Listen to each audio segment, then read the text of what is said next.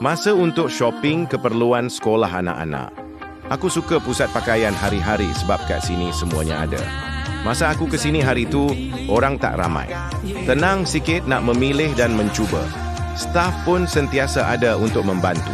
Kalau tunggu last minute, masa nak buka sekolah nanti, mesti keadaan akan sesak.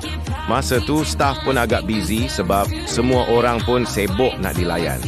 Korang kalau nak cari kasut sekolah, set baju sekolah atau baju badan beruniform, alat tulis, songkok atau sampin sekolah agama sekalipun, pergi je pusat pakaian hari-hari.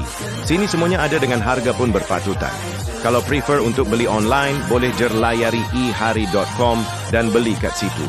Korang akan dapat diskaun 10% untuk setiap produk kembali ke sekolah.